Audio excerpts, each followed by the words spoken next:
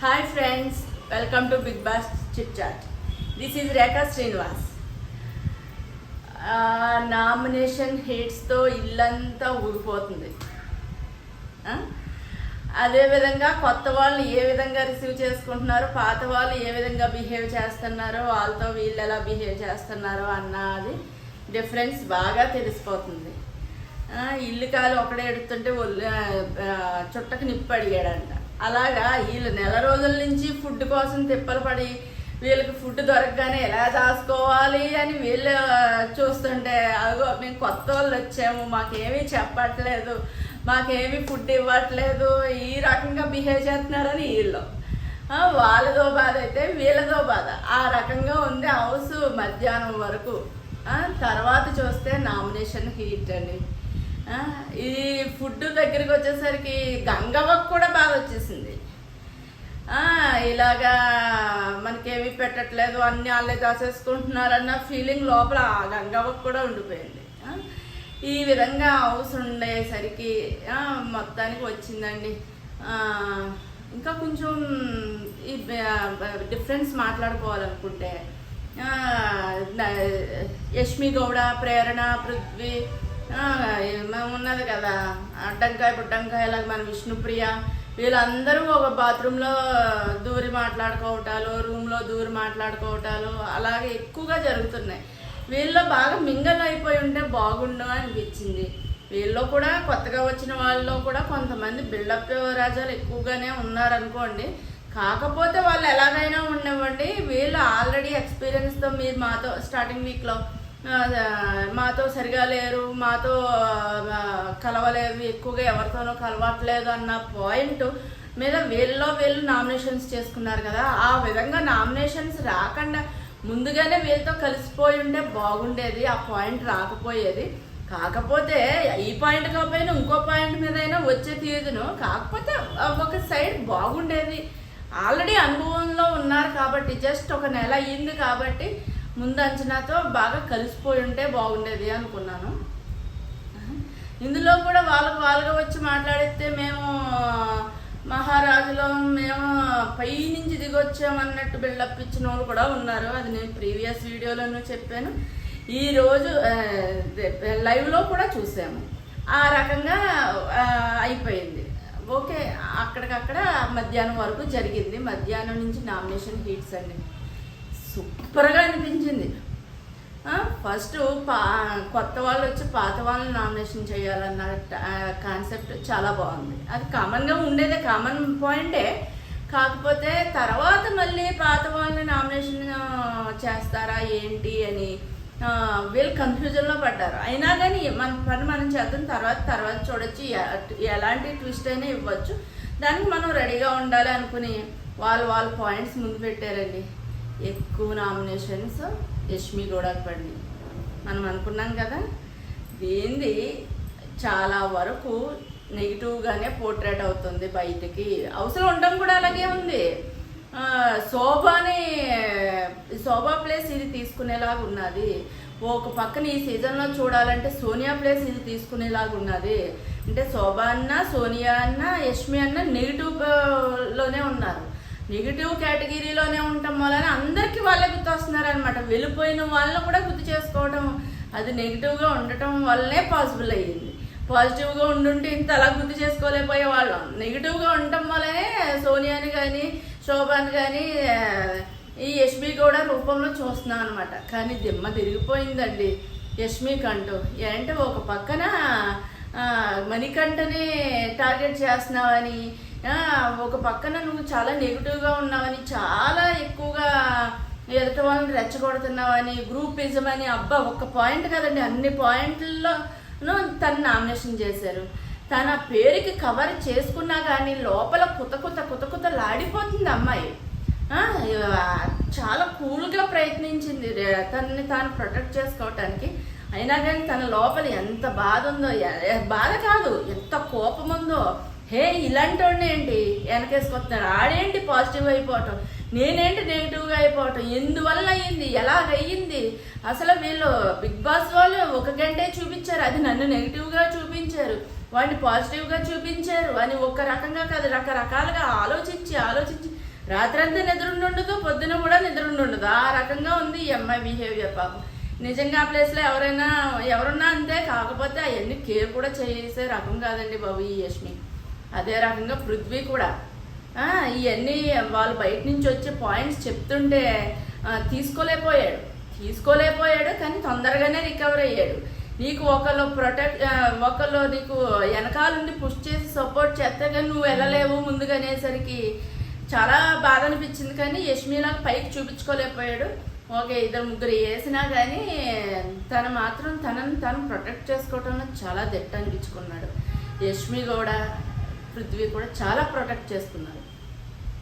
తర్వాత వచ్చి మణికంఠకి చాలా సింపతి ఉన్నదని క్లూ ఇచ్చారు బయట నుంచి వచ్చి. వీళ్ళందరూ అర్థం చేసుకుంటే బాగున్నాం. మొత్తం మీద యష్మికి అర్థమైపోయింది, ఇలా పోర్ట్రేట్ అయిపోయింది బయట నా గురించి అని. అది 100% అర్థమైపోయింది. కానీ ఇంకొక బాధ ఏంటంటే విష్ణుప్రియకి అర్థం కాలేదండి. ఇంకా నేను బయట ఇంతే, అవసరాన్ని ఇంతే, గేమ్లో నేను మార్చుకోలేను అని ఈజీగా తీసుకుంటుంది. ఇక్కడ కూడా ఈజీగా తీసుకుంటుంది. ఒకళ్ళు కాదు, 2 కాదు, 3 చెప్పేసరికి అక్కడ దీని బుర్రకి ఎక్కిందేమో మందబుద్ధికి, అదే బుర్ర నెత్తిదానికి అనిపించింది. ఈ బుర్ర నెత్తిదానికి నేను ప్రీవియస్ వీడియోలోనే చెప్పాను. అది అంత తర్వాత ఇంకో పాయింట్లో చెప్తాను. ఆ విధంగా వచ్చి బయట నుంచి చెప్తున్నారు. రోహిణి ఎంత బాగా చెప్పిందండి. నేను పర్సనల్గా నేను బయట నిన్నొక్కదానే సపోర్ట్ చేశాను, అయినా నేను ఇప్పుడు చెప్తున్నానంటే అర్థం చేసుకోని. నెక్స్ట్ నైని ఎంత బాగా చెప్పింది. నైని కూడా నీకేం మార్చుకోవాలి, నేను చెప్తున్నాను, నేను చెప్తే నువ్వు అర్థం చేసుకో అని చెప్తుంటే నువ్వు వచ్చి వెళ్ళావు కదా, నువ్వేం చేయగలిగావు బిగ్ బాస్లో అని ఎదురు మాట్లాడింది.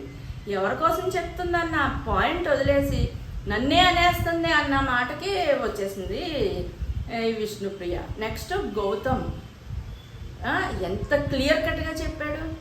నువ్వు పర్సనల్ రిలేషన్షిప్ పెట్టుకుంటాం వల్ల నీ గేమ్ ప్రాబ్లంలో పడిపోయిందని చెప్పాడు. ఇంకేంటంటే అన్నం కలిపి నోట్లో పెట్టినట్టు చెప్పాడు. ఇంకా ఎలా చెప్తారు? ఇంకేం చెప్పాలి ఈ పిల్లకి?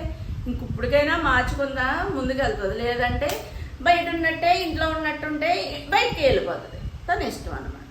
ఆ రకంగా తనకే క్లూ దొరికింది. ఇంచుమించు హౌస్లో అందరికీ అర్థమైపోయింది ఎవరి గేమ్ ఎలా పోర్ట్రేట్ అయ్యిందని అందరికీ అర్థమైపోయింది. సీత కూడా అంతే. తన చేసిన పనులు ఎలాగున్నాయి, ఎలా పోర్ట్రేట్ అయ్యి ఆల్మోస్ట్ అందరికీ అర్థమైపోయింది. గేమ్ మార్చుకునే ఛాన్స్ ఇదొకటి. వీళ్ళు ఎలా మార్చుకుంటారో ఏమో చూద్దాం. మొత్తానికి విష్ణుకి ఏ విధంగా చెప్తున్నారు అంటే, లాస్ట్ సీజన్లో అర్జును, నైనిక, నైన్ పావని, ఇంకెవరు, వీళ్ళిద్దరూ కలిపి అమర్దీప్కి చెప్పారు. నామినేషన్లో చెప్పారు, విడిగా చెప్పారు. అరే ఎర్రి పుష్పమా, నువ్వు ఆడకపోతుంటే నువ్వు చాలా దీపంలాగా ఆవిరైపోయేలాగా ఉన్నావురా, కొండెక్కేసేలాగా ఉన్నావురా, నీ పద్ధతి మార్చుకో, మీ గ్రూప్ గేమ్ మానుకో అని ఎంత చెప్పారో. ఈ విష్ణుప్రియలాగా ఆడు దద్దమ్మలాగా వాడు వినిపించుకోలేదు. ఏడుపు ఏడుపు ఏడుపు గ్రూపిజం. ఈ అమ్మలో అక్కమ్మ చక్కమ్మ అన్నట్టుగా వాళ్ళిద్దరూ వీడిని కాపాడుకు రావటం, చివరికి వాడిపోయా, గ్రూప్ మొత్తం పోయా. ముందుగా చూసి వచ్చిన వాళ్ళు, అది మన బయట క్లోజ్ ఫ్రెండ్స్ కదా, వీళ్ళు మనకి ఇలా చెప్తున్నారంటే అర్థం చేసుకోవాలని అమర్దీప్కి అర్థం కాలేదు. పోయిన సీజన్ ఎంతో కొంత చూసే వచ్చి ఉంటుంది కదా విష్ణుప్రియ. ఇప్పుడు కూడా తనకి చెప్తున్నారు, బయట నుంచి వచ్చిన వాళ్ళు 3-4 చెప్తున్నా సరే విష్ణుప్రియకు కూడా అర్థం కావట్లేదు. మరి అమర్దీప్ లాగా ఆవిరైపోతుందో, విష్ణుప్రియలాగా నిలబడుతుందో చూద్దాం. నెక్స్ట్ వచ్చి అందరూ ఆల్మోస్ట్ మణికంఠ, నిఖిల్ తప్ప పాత వాళ్ళందరూ నామినేషన్లో ఉన్నారండి. వీళ్ళు నామినేషన్స్ అయిన తర్వాత మళ్ళీ పాత వాళ్ళని నామినేషన్ చేపిస్తారా ఏంటన్న టెన్షన్లో ఉన్నారు. కానీ ట్విస్ట్ చాలా బాగా పెట్టాడు. ఎవరు సేవ్ అవ్వాలి, మీ దగ్గర కార్డు ఉంది కదా, అది యూజ్ చేసుకుని, అది ఎవరు యూజ్ చేసుకుంటారో అని బిగ్ బాస్ అడిగాడు. వాళ్ళు డిస్కషన్ చేసుకుని వీళ్ళ పాత వాళ్ళకేమో ఎవరు నామినేషన్ చేస్తారో అని వీళ్ళని డిస్కషన్ చేసుకోమని ఇద్దరికి వదిలేసేసరికి మొత్తం మీద రోహిణి గౌతమ్ సంపాదించిన కార్డుని, ఇమ్యూనిటీ కార్డుని వాళ్ళు సంపాదించినా సరే నైని పావనికి యూజ్ చేశారు. ఈ నైని పావని పోయినసారి 1 వీకే ఉండి వెళ్ళింది కదా, పాపం చాలా బాధపడింది. ఆ బాధ ఇప్పుడు పడకూడదు, మళ్ళీ 1 వీక్లో డేంజర్ జోన్లో పడకూడదని తనకు వాడారు. అది మంచి విషయమే. గౌతమ్ రోహిణి కూడా మేము సంపాదించుకున్నది మేమే వాడుకుంటాము అన్న విధంగా ఆలోచించలేదు. ఇదే విధంగా సీజన్ మొత్తం పాజిటివ్గా ఉంటే ఇంకా సంతోషం. ఆ రకంగా నైని పావనికి కార్డు యూజ్ చేశారు. వాళ్ళు యూజ్ చేసిన తర్వాత వీళ్ళు నామినేషన్స్, అబ్బా నిజంగా బాగా అనిపించింది. ముందే వీళ్ళు నామినేషన్స్ వేస్తుంటే ఎవరు నామినేషన్స్లో ఉన్నారో వాళ్ళకి యూజ్ చేసేవాళ్ళు, ముందు యూజ్ చేసే తర్వాత నామినేషన్ అనేసరికి సూపర్ అనిపించింది. మీకేమనిపించిందో కూడా కొంచెం కామెంట్స్ రూపంలో తెలియజేయండి. ఎవరెవరిని నామినేషన్, మెహబూబు, గంగవ్వ వీళ్ళిద్దరిని నామినేషన్ చేశారు. ఓకే, గంగవ్వని చేయటం కొంచెం బాధగానే ఉంది, కాదన్ను. ఏంటి తన కూడా ఇచ్చిన రీజన్ ఎందుకో కరెక్ట్గా అనిపించలేదు. ఫుడ్ తనకి తెలియదు కదా, పెద్ద ఆమె ఈ సీజన్ పెద్ద. మనం ఈ రోజుల్లో మనుషులు అయ్యండి, మనకే బిగ్ బాస్ పూర్తిగా అర్థం కాదు, 100% అర్థం కాదు. ఎక్కడో దుక్కుని బుట్టలోనే పడుతూ ఉంటాం. అలాంటిది పెద్ద ఆమె కాబట్టి ఆవిడకి 100% కాదు, 50% కూడా అర్థమై ఉండదు. ఆవిడ ఏదో ఇచ్చింది రీజన్, ఆ రీజన్కి వీళ్ళు ఏదో పాయింట్ పట్టుకోవాలి కాబట్టి, సేఫ్గా ఆడాలి కాబట్టి గంగవ్వని నామినేషన్ చేశారు. అయినా గంగవ్వ సేవ్ అయిపోవచ్చు, అంటే తన ఇప్పుడిప్పుడే కదా వచ్చింది పాపం అనే పాయింట్తో అయినా చెయ్యరు. అంటే తన ఎక్కువ ఏమీ చేయలేదు కదా, ఆర్గ్యుమెంట్స్ కానీ ఏమీ కానీ ఓకే. మెహబూబ్ నేను పాయింట్స్ చెప్పాను కదా, తన బిహేవియర్ వేరేలాగా ఉందని, ఆ పాయింట్ మీద మెహబూబ్ని నామినేషన్ చేశారు. సూపర్గా అనిపించింది. ఓకే, నేను ప్రీవియస్ వీడియోస్లో ఏమేమి చెప్పాను, అవి ఏమేమి వచ్చినాయి పాయింట్స్ చెప్తాను. విష్ణుప్రియ, పృథ్వీ ఇద్దరు రిలేషన్స్లో ఉండటం వలన విష్ణుప్రియ గేమ్ పాడైపోతుంది అని నేను వాళ్ళు రిలేషన్ స్టార్ట్ చేసినప్పుడే చెప్పాను ఒక వీడియోలో. అది ఇక్కడ బయట నుంచి వచ్చిన వాళ్ళు కూడా అదే చెప్పారు. కానీ తను అర్థం చేసుకుంటుందా లేదా తర్వాత ఏంటంటే అప్పటి వరకు కూడా ముందు నుంచి విష్ణుప్రియ గోప్తానికే ట్రై చేసింది. పృథ్వీ ఎక్కడ కేర్ చేయలేదు. మరి తన బుర్రలో మెదిలిందో సోనియా ఇత్తనం వేసిందో తెలియదు. దాని గేమ్ డౌన్ అయిపోవాలి అంటే రివర్స్లో గీకితే సరిపోతుంది అనుకున్నాడు. అలాగే రివర్స్లో పేరుకి అన్నట్టుగా రిలేషన్లో ఉన్నాడు. ఏదన్నా సందర్భం వచ్చినప్పుడు తన పేరు తీయడం తప్ప ఏమేమీ లేదు. అది జెన్యూన్గా కూడా లేడు పృథ్వీ.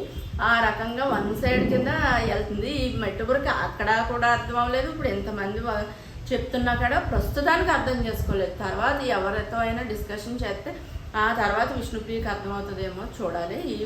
ఈ పాయింట్ నేను ప్రీవియస్ వీడియోలోనే చెప్పాను. నెక్స్ట్ సీత గేమ్ ఆడలేదు. సీత గేమ్ ఆడడం వలన తనకి బ్యాడ్ నేమ్ వస్తుంది. తను ఎంతసేపు నేను మంచిదాన్ని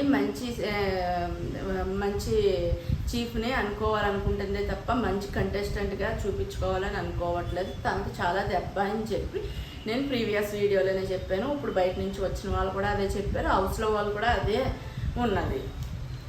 నెక్స్ట్ తన మెహబూబ్ ఎంట్రీ అవ్వడంతోనే చెప్పాను నేను, ఈ అబ్బాయి చాలా బిల్డప్ ఎత్తున్నాడు. ప్రీవియస్ వీడియోలోనే చెప్పాను, చాలా బిల్డప్ ఎత్తున్నాడు. ఈ అబ్బాయికి సెకండ్ ఛాన్స్ రావటమే గ్రేటు. అయినా కానీ ఈ అబ్బాయి బిల్డప్ ఏమాత్రం తగ్గలేదని కొత్తగా వచ్చేవాళ్ళు కూడా, కొత్త వాళ్ళని చూసి పాత వాళ్ళు కూడా ఇదే ఫీల్ అయ్యారు. ఆ అబ్బాయిని మాట్లాడించినా సరే లైట్ తీసుకుంటున్నాడు, ఇలా వెళ్ళిపోతున్నాడు, అలా వెళ్ళిపోతున్నాడు అని ఫీల్ అయ్యాడు. నేను ప్రీవియస్ వీడియోలో అదే చెప్పాను. గౌతమ్ 2.0. నేను ఎలాగా ఈ అబ్బాయి 2.0 బిల్డప్ ఎక్కువ, బిజినెస్ తక్కువ అని నేను ఎలా చెప్పాను, హౌస్లో కూడా అదే మాట్లాడుకుంటున్నాను. ఇంచుమించు నాకు నేను చేసే వీడియోస్ ఓకే మనం అన్న పాయింట్స్ కరెక్ట్గానే వస్తున్నాయన్న క్లారిటీ వచ్చేసింది. మీరు మీ పాయింట్స్ క్లారిటీగా నాకు కామెంట్ చేయండి. నా ఛానల్ సబ్స్క్రైబ్ చేసుకోండి. Bye friends.